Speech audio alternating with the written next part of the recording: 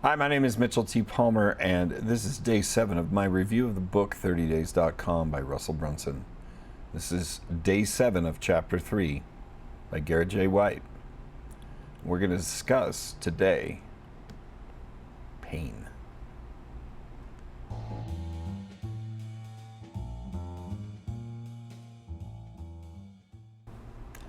Thank you and welcome back again. My name is Mitchell T. Palmer, and this is Genuine Engagement of Your Tribe. Today we're reviewing the book 30days.com by Russell Brunson, wherein he asks 30 of the most successful entrepreneurs who use his ClickFunnels software to build their businesses. And the simple question is, if you suddenly lose everything, what would you do from day 1 through day 30 to save yourself? And chapter 3 is written and titled Video Application Funnels by the founder of Wake Up Warrior, Garrett J. White. Garrett has also written such books as Be the Man and We Live by a Code. Today we're on to day 7. What pain will I resolve? So, I want to take a brief moment at the beginning of this one and talk about the concept of marketing, the concept of strategic seduction. And I'm going to use an analogy of a young parishioner and a wise old pastor. Parishioner goes to church on one Sunday and he says to the pastor after the service, "Pastor, it's just so disappointing. Come to church every Sunday and the benches are mostly empty. What can be done about this? Is there anything I can do to lend a hand?" And the pastor says to him, "Well, yes, as a matter of fact, if you're willing, I'd love some help. Between now and next Sunday, I'd like you to go out and I'd like you to talk to people about what we're doing here at the church, and I would like you to invite them to come and sit down with us and hear the message of God through my pulpit." And the parishioner says, absolutely. Very gung-ho, he sets off on his week, and during the week, comes across any person who will listen to him talk for a few minutes, and he says to him, "Hey, you want to get to heaven? I can tell you how to get to heaven. There's this great place after you're dead. It's called heaven. You get there, you live the rest of your existence as a, happy, blissful spirit, and life is good." The people look at him and say, "Okay, yeah, whatever, weirdo. Have a nice day. I'm just buying my groceries. I gotta move on." The parishioner gets disappointed and discouraged. Sunday rolls around. He shows up at church, and the benches are, as he expected, still mostly empty. The pastor can't help but notice this, and he comes to the young man after the church service is over, and he says to him, "Son, I can't help but notice that you're pretty down today. What's going on?" And he says, "Well, it just has to do with my charge that you gave me last week to go out and communicate to people and try and get them to show up here to church today. And of course, nobody's showing up to church. Nobody's here. Nobody cares. Nobody would listen to me. They all thought I was a weirdo." And the pastor says to him, "Oh, young man, can you tell me, how did you talk to these people about church service today?" And he said, "Well, I told him. I mean, it's simple, right? There's this wonderful place after you die, and if you do the right things, and if you're a God-fearing person, you can end up going to heaven. You live life blissfully in the afterlife, and heaven will be the most wonderful paradise you've ever imagined." And the pastor says to him, "Okay, son, listen, I've got a bit of advice I'd like to share with you. If you're willing to listen, and you're still on board with me, and you'd like to go out and help the church the best way you know how, can I give you a bit of advice?" The parishioner says, "Yes, absolutely. I'd be happy to try and help again. Sorry I failed you." He says, "Son, what you did is you went out and you preached to these people and you told them about heaven. What you need to do is you need to go out this week and you need to preach hell." The parishioner says, "Well, now wait a minute. You preach hell? Why would I preach about hell? I mean, isn't that the opposite of what we're here to do? Isn't that the opposite of your message?" And he says, "Well, yes, of course it is. But here's the thing about people. You're not going to get people to come here by promising them something that sounds too good to be true. You have to preach to them and tell them what miserable lives they will have in the afterlife, in hell, if they don't come and do the right thing now." So the parishioner says, "All right, I'm a little doubtful about this, but I'll do what you tell me." So he goes out in the world, and everybody he talks to that will listen to him about it, He tells them about hell and how hell is this nasty place in the afterlife, and weeping and wailing and gnashing of teeth and sadness and sorrow, and you'll be there for an eternity. And then he invites them to come to church where they can learn how to avoid getting into hell in the afterlife. At the end of the week, he shows up to church service on Sunday, and he is thrilled to see that the benches in the church are nearly full. And the lesson here is that in order to lead people out and away from their problems, you have to focus with them on the pain that they are going to suffer. If you want to serve people, they will not listen to you unless you help them realize the problems that they know full well they have are causing painful consequences that they haven't even thought to recognize. Now, that being said, I would like to dive right into our content today and my review of Chapter 3, Day 7.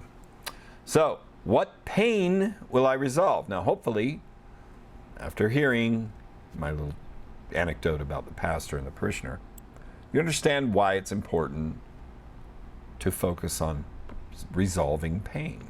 Yesterday, we spent time to establish and identify the problems that customers or potential customers are facing. Today, the outcome should be to clarify the painful consequences of the problems in my prospects' lives. Sunday, Day 7, will be Family Date Day. We will also continue the Core 4 and the Daily 8, which in this chapter the author refers to as the Daily War. Now, once these things are completed, we're going to continue by outlining a matrix of the painful consequences due to the problems that we identified that our prospects are facing on Day 6. Each pain represents an angle that you're going to want to focus on when you're marketing through your Daily 8. Day 7 means that I've been interacting with people all through the first 6 days. This is Day 7. And at this point, the people I've interacted with on the groups I've joined and interacted with, I have identified 2 to 5 potential clients.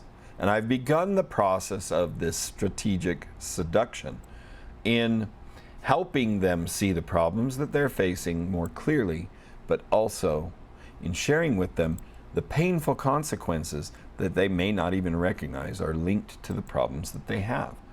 So I want to also spend some time studying through them to see, as these pains are demonstrated, how they're reacting to our communication, to also test to find out if my presumptions and my approach, the problems and the consequences, the painful consequences that we've identified, actually make sense.